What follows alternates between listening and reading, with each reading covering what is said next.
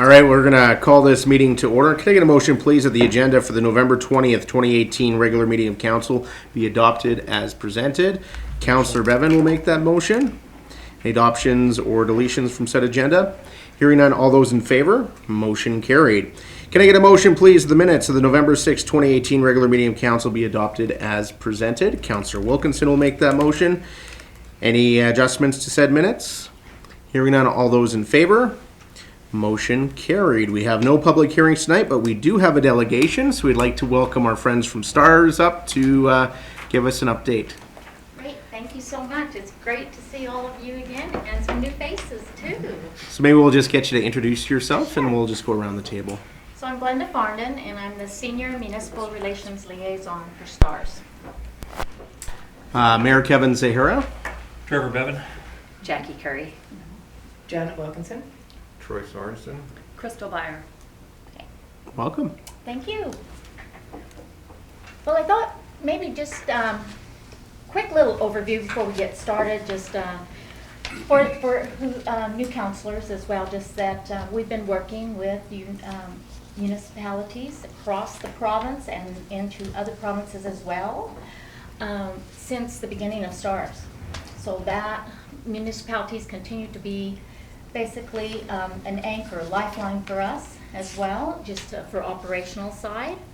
And it's really important that we continue to, work together in order to embrace and continue to have something that we as Albertans are very fortunate to have. STARS is not available across the entire country of Canada, so we are a privileged few. And so that's kind of, I work strictly with municipalities, and I'm a little bit behind this year because I had a little bit of an absence for a while for medical reasons, but I'm great now, and so I'm trying to catch up. So I try to come and bring you an update as close to every year as possible. So I'll get right back on track and continue to keep you well informed. So we'll get started here. So I think, there's so many exciting new things coming for STARS and so many challenges as well. It's always nice and important for us to kind of look back and remember where we came from. So this is Dr. Powell. He's the founder of STARS. At that time, in 1985, he was the chief of emergency medicine at the Foothills Hospital. And he came across studies that showed that there was 50% higher trauma-related death rates in Alberta than any other province in Canada. And this greatly disturbed him. Why should this be? We're very progressive, and we have a lot of industry. We have all the need for having this type of service. And so that is kind of what sparked the idea for STARS. So STARS was basically born out of necessity. He gathered together a small group of people, like his colleagues in the hospital, as well as some businessmen that he knew well, and some businessmen also in the Lions Alberta Foundation. I have to just notice that, Lions. And so that is kind of how it got started, is he gathered a small group of people together that had the same vision that he did, to save lives. And so Lions Foundation of Alberta provided significant funding to lease this particular helicopter, and this is how we started. Until that fateful day, December 1st, 1985, with STAR's very first call, very first mission. And the fact it was for this young lady, Kelly Waldron, who was to be flown as a critically ill newborn in rural Alberta. Little did we know that day, that very first mission, how that was going to radically change the delivery of critical care in Alberta. So we won't go through all of these, but I really wanted to provide them all for you so that you could have a chance to read them at your leisure. There are many firsts for STARS. STARS has done so many things. It's a very, very interesting history. It's starting with the fact that, we started as a charity. We are still a charity today. December 1st of this year, we will be 33 years that we've been serving Albertans. And the fact that there was lots of other bases to follow. Emergency Link Center. We were the first to establish that Emergency Link Center, which is still very an important factor in our missions today in being able to work not only with industry, but with 911 dispatch, using all of our physicians. They make all the decisions for the patients. So whether they go by ground ambulance, they go by fixed wing or STARS, or any other method, it is all physician driven. The Human Patient Simulator Program with the mobile education unit, that we can bring that critical care training right to your hospital to spend a day with your physicians and your nurses and actually give them training at no cost to them. This particular program is funded largely by some very dedicated donors so that we are able to provide that to our rural communities. Night vision goggles, we were the first civilian air carrier in Canada that was allowed to have night vision goggle capability other than the military and be able to fly at night. And about 50% of our calls are at night. The fact that Dr. Powell received the Order of Canada for his work with STARS, we're very proud of that. And that we celebrated 25 years of care in the air. We have affiliation agreements with 2 or 3 different governments. So we have a 10-year agreement with Alberta Health Services, which is going to expire in 2020. So let me tell you, we are in some very high-level discussions with government on where that's going to go when that comes up for renewal. As well as a 10-year agreement with Manitoba Health. And we also have an agreement with Saskatchewan. So we're now grown to 6 bases across 3 provinces. And we were the first in Canada to bring blood on board. So now, you know, the helicopter is very much an airborne intensive care unit.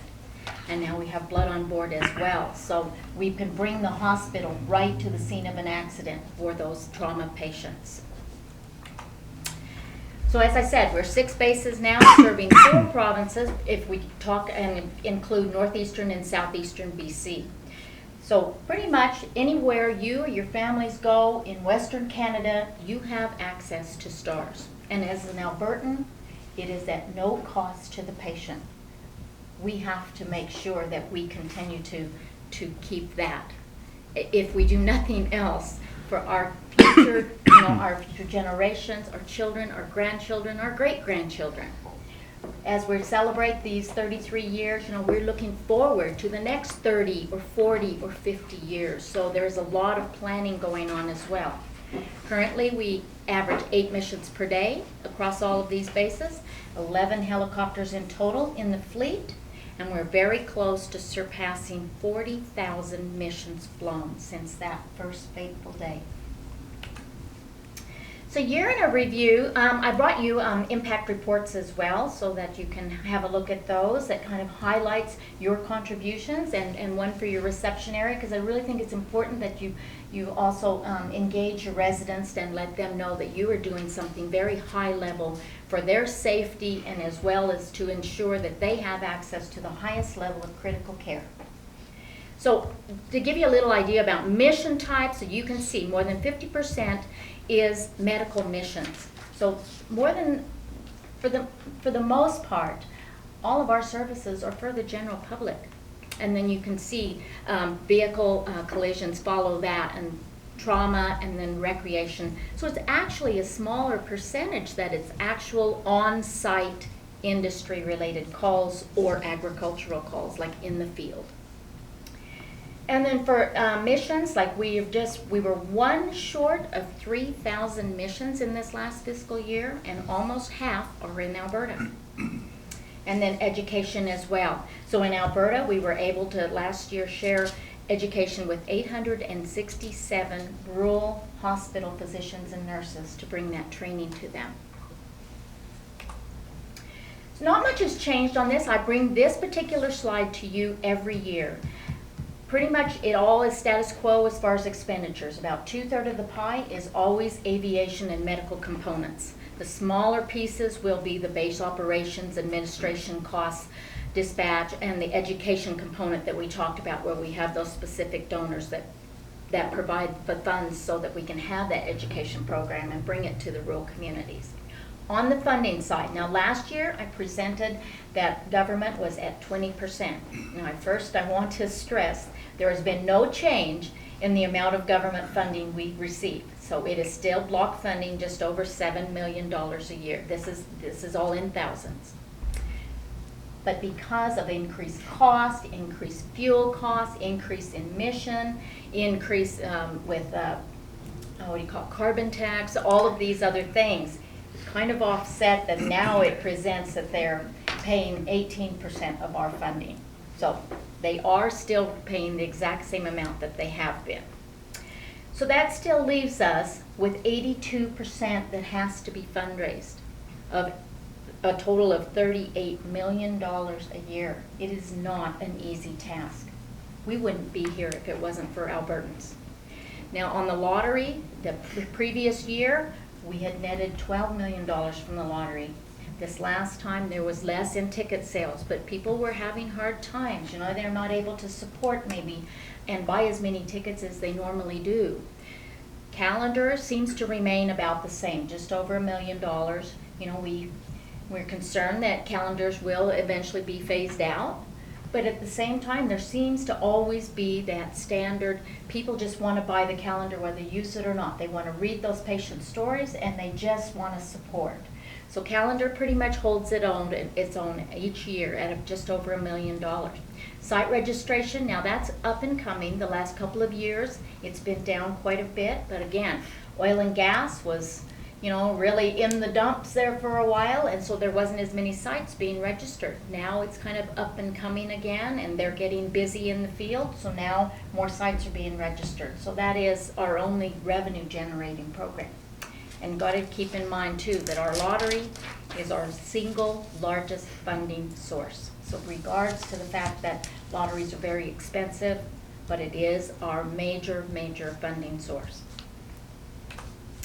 So within Yellowhead County, I want to give you a good overview. You know, you and Hinton both have very busy hospitals, as you can see, as well as busy with scene calls in your immediate surrounding areas.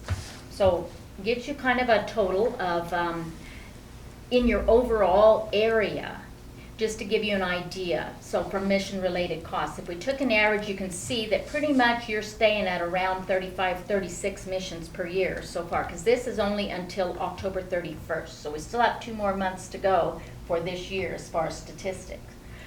So to give you an idea of what that means in the overall area, and we got to remember too, like we all travel. There's always, your residents are commuting to work and to other areas and into other neighboring counties. So that's why it is so important that we all continue to have this united effort to keep what we have available to us.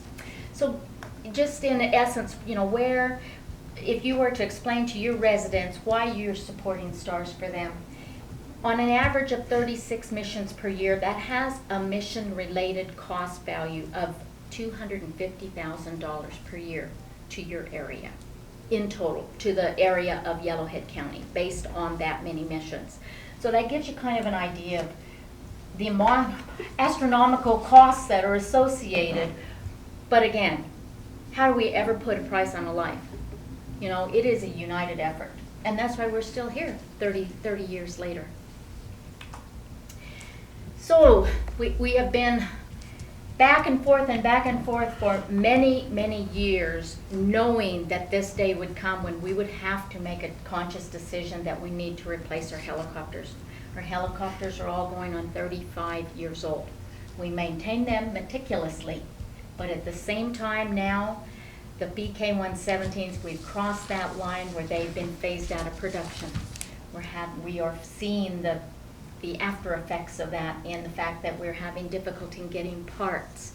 We had one incident earlier this year where we actually had to, it was almost 6 months before we got a part for one of our backup helicopters.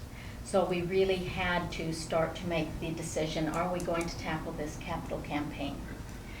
And so it was at the board level that they had allowed us to purchase 3 of these Airbus H-145s. It's very much the same workhorse as the BK-117. It's just the new and improved model.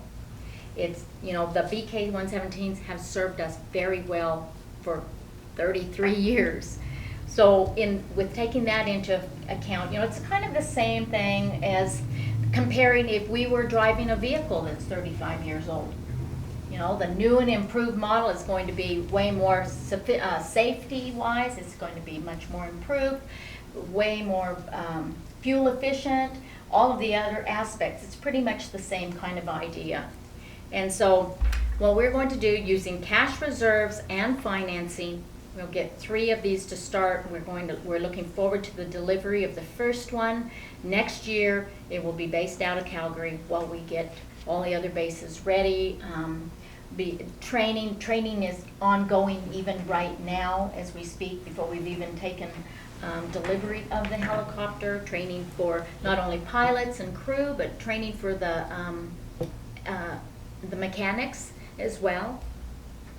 It's about $13 million per helicopter, and we have decided to be very what's the word I'm looking for? Diligent about. So after we have these 3 through the cash reserves and financing, we will build the fleet on 1 helicopter at a time. So the goal is that there will be 5 in total for Alberta, which will be, so kind of we'll be gathering together all of our Albertans to help us to achieve that, so that there will be 1 at each base and 2 backups. 1 stationed out of Edmonton and 1 stationed out of Calgary, and then Grand Prairie will borrow as needed from those 2 backups. And then 3 for Saskatchewan, for those 2 bases there in Regina and Saskatoon, and 1 out of Winnipeg, which will borrow from the extra 1 that's in Saskatchewan. So that's kind of the idea. A multi-year capital campaign that's going to probably, we foresee, take probably at least 5 to 6 years. And as I said, you know, we're trying to be diligent, so we are just going to build 1 at a time as we raise the money with our corporate partners, our municipalities, the government, and our individuals. And as I brought you before, you know, I had told you about the simulation competition. There's a critical care simulation international competition each year. And we always gather together all of our crews from all the bases to compete against each other and allow only 1 team of 2 from all 3 provinces to go and represent STARS each year at this international competition. We have competed in this competition 16 years now, and we have brought the cup home as the champion internationally 6 times, and we did so again this year. So we're very proud of that fact, and just the fact that we can instill in Albertans again that they do have access to the highest level of critical care available. So I want to thank you so much for stepping up to the plate, coming on board, being one of our respected leaders throughout our united municipal partnership that we have throughout the entire province and even into BC. Even though that there's not a base there, but we serve them, so there are municipalities that are on board as well.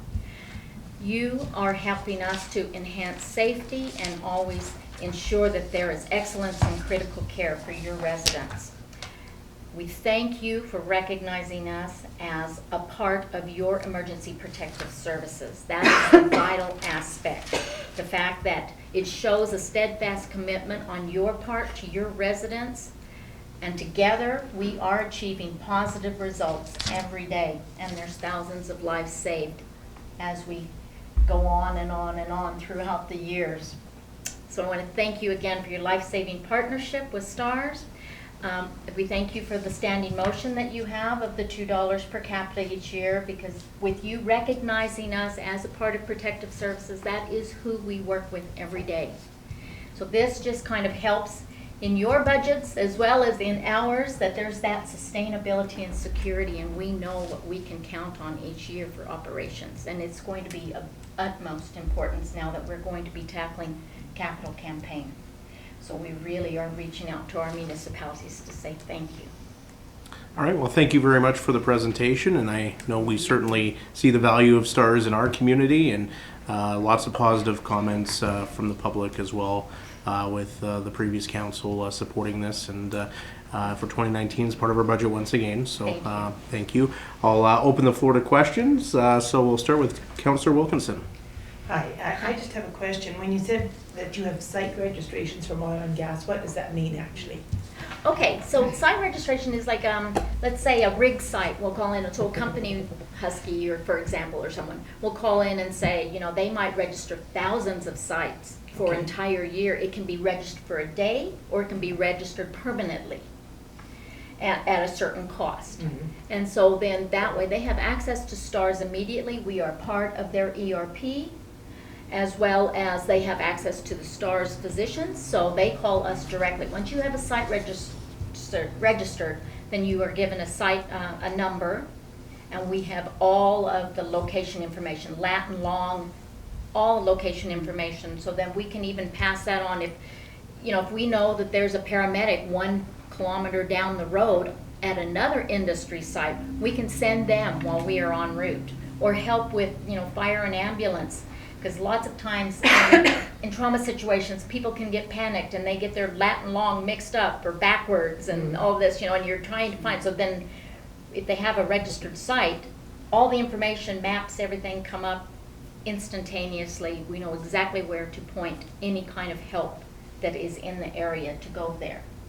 And for municipalities, just to give you an example, we're having more and more municipalities, like each year, if you have, let's say you have a rodeo each year, an annual rodeo. So that's a public event that has an opportunity to have some kind of trauma incident happen. So call in and register that rodeo for the weekend, $6 a day. You can do it just every year that is, you pay your $12 for a weekend or however it is. You have it registered just for those days every single year. You have access to STARS as well, and we know all the other entities as well as working together with your local resources. But you do also have that direct access to the STARS physicians. Okay, through the chair, sort of leads to my second question. On your graph there, it seemed industry was very small and medical was large. Yes. Now, not all of your accidents, I guess, do you meet at the site? So would some of our medical ones be from industrial accidents? Certainly, there can be industrial accidents in the medical as well as in the vehicle. Right, Because exactly. they may be traveling to or from work, you know, maybe it's a logging truck incident, something like that, then that would be under motor vehicle. Right. When it shows industry and agricultural, now those point to direct on-site, so at a rig, like an actual incident on-site, or Right. a heart attack or stroke in the combine, in the field, that would be the agricultural accidents on-site. So there are components, definitely, of industry incidents in those other areas. Yeah, to me, for our area, it looked awfully small. You know, Yes, but but again, it could just go into certainly, medical too as well, so. There that is, was- in those other areas, there are incidents of industry. Right. Really Okay, thanks big. for your answers, very thorough, I appreciate it. Thank you, Councillor Wilkinson. Councillor Byer. Through the chair to Glenda, thanks for the presentation. My former employment was with an oil and gas company, and we had a registered site out there, a permanent one, so it was really something that we were all thankful for, that ability to, you know, if there was an accident, whether it was our own employees or someone else in the, you know, nearby area, that was accessible. And with that, I know a lot of oil and gas companies do make large donations. Do you know a rough amount of what our local area would donate from the oil and gas industry? Like, there's quite a few large players in the area. No, I'm sorry, I don't, and I'm not sure that it's easily accessible in the fact that a lot of industry, they will make very large, long-term, multi-year pledges. Yeah. Some of them want to designate to a specific area, maybe because most of their industry might be in, say, eastern BC or northern Alberta, you know, as opposed to some just want to make a donation as a whole. Okay. Some want to designate, there are some that want to designate, say, to the education program. So it's kind of, when they start to designate specifics as to where they want it to go and how it's going to affect their people, then it becomes a little bit more difficult to put a price. yes. Yeah. But they are, you know, industry has always been a significant supporter. But if you are looking for, like I would say, number one is the lottery. That is our number one funding source, followed by Alberta Health Services at that block funding of $7 million a year. And then everything kind of trails from there. Okay. All right. Thank you, Councillor Bevan, and then Councillor Sorensen. Through the chair, thank you very much again. I know there's some companies, big companies, that they go through the United Way, that their employees can donate so much through the United Way. The companies will match in that. Do you guys ever think of doing anything like that for STARS? We do receive, I think that it's not as well known to others that donate through United Way, that they can specify. It's a donor specified, so you can contribute to United Way but ask it to come to STARS. And a lot of people don't know that. They don't know that information. Yeah, because I know I worked for one of the major oil companies too, and every year we got a thing in our electronically, like, okay, United Ways, you could donate 10, 20, 30, 40, 100, and they would match it dollar for dollar up to That's a certain right. amount. But I never ever seen stars on it than that, and I just kind of wondering if, you guys done something like that. Yes, we do receive some. Okay. It's just, I think it's just not well-known Yeah. information that it can actually be a designated gift, still benefiting United Way, but also designated to STARS. There's just a lot of people that just don't really understand that. And we do have a lot of industry companies. Probably the most well-known would be ATCO Electric and Gas, their EPIC campaign, where they do a matching type of program as well, and that is designated to us. Yeah, okay, thank you. All right, thank you, Councillor Bevan. Councillor Sorensen. Thank you, Glenda, for your presentation. I'm just wondering, does Alberta Health Services pay the staff wages for the stores, or No, so you're paying all your own staff? we only receive that through that affiliation agreement that we have in place with Alberta Health Services for that 7.089, whatever it was, block funding. So it's like a block funding, that's what we receive from Alberta Health Services. So that includes interfacility critical care transfers. So if you had a really critical patient in your hospital that needs to get to a higher level of care that may warrant STARS, then those are all included. So that's kind of what that block funding is for. Okay. One more question. Sure, if I go may. Do Edmonton and Calgary pay on a per capita basis as well? And the cities of? Yeah. I haven't had a chance to, don't hold that against them, I haven't had a chance to get there. I've been working more with the rural sector. I feel that, this is just my feeling, I feel there's strength in numbers, and we largely serve the rural area. So once we can show that there is a very solid united effort, which we are very close, we have almost 90% of all rural counties and municipal districts on board, and it's growing every day about the town. So that's where I thank you again for being one of those leaders that are helping us to gather everyone together. And yes, it is on the radar that we will be asking them for contributions as well. All right, thank you. Any other questions? Just a couple questions for you. Okay. So you mentioned the MDs and the counties, and you're about 90%. How many towns are contributing to STARS at this time? And I imagine that with the city of Calgary and Edmonton, you probably don't do a lot of missions within the cities themselves. No, it's a whole different view for that, because they do all travel. They all go somewhere else. Yeah. They do travel, but yes, on a daily basis, no, we would not be landing. Like, there's ground ambulance, there's new, the last couple of years, they kind of changed the criteria around ground ambulance. So if you're within 45 minutes of being able to get to a hospital, then it's ground ambulance, and we are not called.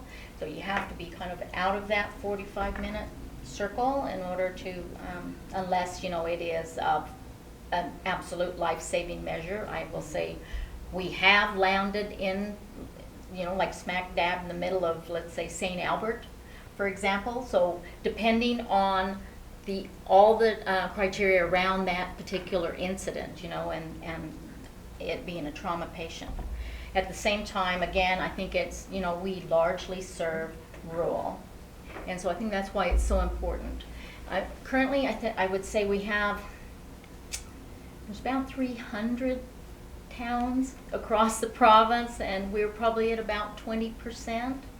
In the north, I think that it's because it's newer, like they've only had a base in Grand Prairie for 12 years now, where we've had it in, central and southern Alberta for 27 and 33 years. So quite a bit of significant difference, and maybe that added to the fact that they rallied, all the municipalities rallied together. The counties, helped me to reach out to their towns and get everyone on board. So in that northern area, there is united effort of every town, every village, every county, including into BC. So we just need to be able to grow that, work together, get the information out, when you're going to your regional meetings and things, that it's very much a united effort. And I mean, I had one counselor say that she thought I wasn't asking enough money, that $2 per person per year, it's not even a cup of coffee for a service that's available to us at all times at no cost to whoever needs it. So it's growing. We will continue to unite, and we will continue to look to leaders like yourselves, like Hinton, to say thank you, and as we continue to evolve, and there's new towns coming on board or inviting me to bring more information to them every day. Awesome. All right, well, if there's no other questions, go ahead, Councilor Bevan. Through the chair.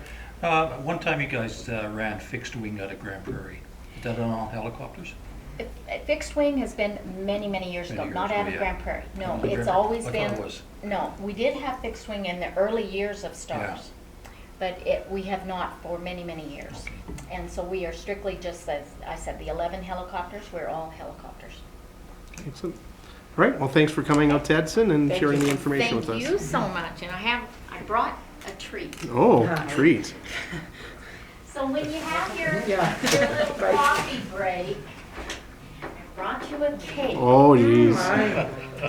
It's chocolate, so I hope that I couldn't go wrong with chocolate. Oh, thank you. Because I would like for you to celebrate with me that today is my STARS anniversary of 12 years. Oh, excellent. Awesome. Congratulations. Please enjoy. Will do. Okay? You can stick around. Our meeting shouldn't last that long, and then we can have some cake. Well, it's fine. I just wanted you to please celebrate with me. All right, thank you. Thank you.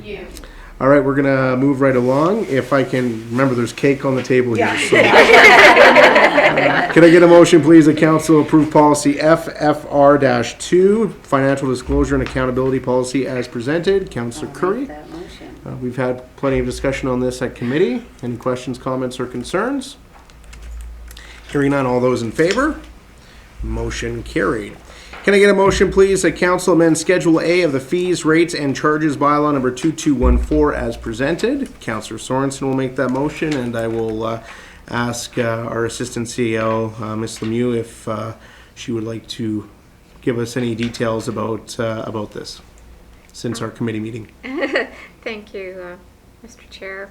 I actually think that the person that should speak to this item is Kayla Sidoric. She is the author of the bylaw and probably way better versed than I am. So I will pass the table to Kayla. Go ahead, Kayla. Thank you, Bridget. Basically, the changes are all the same since the last time you saw it at committee. We did remove that public parks event user fees just until that bylaw is ready to go. So that has been taken out, and we took out the winter rates for the cemetery as requested by council at the committee meeting. And then the fees, just the regular fees, were just raised by $125 just to balance that out. Otherwise, everything is basically the same. We did just want to note that the lagoon dumping fees for the residents, we didn't intend to actually start enforcing that until January 1st, just so we had some time to advertise and let the residents know about the change. So it would stay as status quo until we can get that completed. Okay, and we've discussed this at committee, so I think most of the, or all the changes have occurred. So if there's no other further questions or comments, I'll call the question. Sorry, Councillor Curry. I was just a little confused through the chair, in the cemetery stuff. I saw that some of them increased, but I couldn't understand in like the burial plots where we went from opening, closing, like where we went from 450, so 4 to 450, 575, so that was a 175 to kind of equal it. But then the opening, closing, overtime, like was it 450 and went to 875, or was 750 and went to 875? There was a few, and same thing in the veterans opening and closing. Sorry, so through Go the ahead. chair. So the opening and closing in those ones were originally that 400, 450, 400, 450, and then they had been changed to the 450 and the 750, and then when council requested that we take out the wintertime rates, it went up to that 575 and that 875. So it was just the progression. of Okay, changes. perfect. Thank Yeah. you. I was like, that's not one. Okay, Yeah. I was confused there. Okay. I think the intent of this is to ensure that everybody gets treated fairly no matter of time of death. Yeah. You know, that was my main concern. Hold that on till many, spring, guys. Yeah. So if there's no other further questions or comments, I'll call the question. All those in favor? All those opposed? Motion carried. Can I get a motion, please, that council appoint Miss Gail Johnson, Town of Edson, to the Edson District Public Library Board, commencing immediately and expiring November 21st, 2022. Councillor Byer will make that motion. Do you want to comment on that at all, since it is your committee? Sure, through the chair. So both ladies were, we talked about it at our last meeting, and we felt that they would both offer a good diversification to our current membership. And one of them, Ms. Gail Johnson, has been on the board previously, and we would welcome her experience back. And Ms. Cynthia Matson hasn't been on the board before, but she brings a wealth of other experience that we would appreciate. So All right. that's it. Thank you. Any questions, comments, or concerns? I've been on the library board with Miss Johnson before, and I know she'll be phenomenal, so glad to see that appointment. I'll call the question. All those in favor? All those opposed? Motion carried. Can I get a motion, please, that council appoint Miss Cynthia Matson, Town of Edson, to the Edson District Public Library Board, commencing immediately and expiring November 21st, 2022. Councillor Byer will make that motion. Any questions, comments, or concerns? Just a question through to Councillor Byer. How has the uptake been on people actually applying to be library board members? It has been challenging, but we have been seeking people out, and I believe Ms. Matson has come on her own accord. Okay. So, All right. Any other questions, comments, or concerns? Hearing none, all those in favor? Motion carried. Oops, lost my spot here. Can I get a motion, please, that council approve the cancellation of the regularly scheduled December 18th, 2018 council meeting, the December 25th, 2018 committee of the whole meeting, and the January 1st, 2019 council meeting due to the holiday season? Councillor Bevan will make that motion. Any questions, comments, or concerns? I was really looking to spend it in Christmas with you guys. Christmas Day. Oh, Come on out if you want. All right, call the question. All those in favor? Motion carried. We have no information items, no sundry items. Council committee reports. We're going back to November 7th, and we will start with Councillor Bevan. Okay, it's very light. The 8th, I had an IRC teleconference, and that's it. All right, Councillor Curry. The 7th through 8th, I was at the Women in West Yellowhead Connection Conference. It was their first annual. They had just over 100 participants, and it was really great to see. It was a real variety. So there was a lot of women there from industry, which was really nice to see. And it was also really interesting to just see different perspectives. So a lot of information. I got to learn more about cannabis at work, weed at work. Great presentation. And so yeah, it was really good. It was put on by the West Yellowhead Community Futures, and a lot of work and a lot of partnerships went into it, so really impressed to see it. And then on the 14th, I had the Edson and District Chamber meeting, and I forgot my agenda with my notes. Big things coming up is Santa Parade is on the 7th, and that's a big one coming up. Their Christmas party is on the 8th, the day after the Santa Parade, and it is looking really busy. Another really interesting thing just to keep your eyes out for that I had seen is that they will be offering, they're stepping into a new thing of offering trips. So our chamber can offer trips where our area, if we book 10 trips through this, so it's a China trip, a 10-day trip. I think you should do it, Councillor Wilkinson. For us. I'm not going okay. Councillor Bevan. And so it is, but for every 10 trips that our chamber hosts, we get one free trip. And so, which was a really cool thing that they were thinking that would be something that could be used to help with fundraising and to do things within the community. It's really interesting, so keep your eyes open for that. They just made a motion that day to look into it. So it was really interesting to see. So I think those are going to be the big highlights from that meeting. Thank you, Councillor Curry. Councillor Wilkinson. November 7th, I went to the 10th anniversary of Alpine Summit Lodge with Evergreens Foundation. It was very interesting. Met just all kinds of people who had some connections. But this Jerry Jobler was one of the main fundraisers up there, so he had great ideas. And he phoned me later, and he's in touch with Ivan now, so really it may lead to good things. And unfortunately, Gloria Conswood also was a good fundraiser, but she's again having troubles with cancer, so that was too bad. On the 14th, we had a power plant site meeting again. They're really trying to get the roof on, like on the C section. It's hard, but they need the roof and the windows on so that they can get working past that. They're doing tongue and groove right now on the ceiling in the dining room. I think it's going to look really quite attractive. So every time we go, every 2 weeks, there's something new. It's wonderful to see. Councillor Sorensen. Thank you. November 8th, I was at the monthly Edson and District Recycling Society meeting. And November 15th, I went to the West Yellowhead Regional Waste Management Authority meeting. Among a couple other things we saw the first draft of the 5-year regional waste management plan. One of the things they did within it was they gave each community a report card on how they're doing, and we did, we're the rock stars of the region, so good job for Edson. They do have some other things that they included was year by year recommendations for each community. And so for the upcoming year, they're going to have 3 recommendations.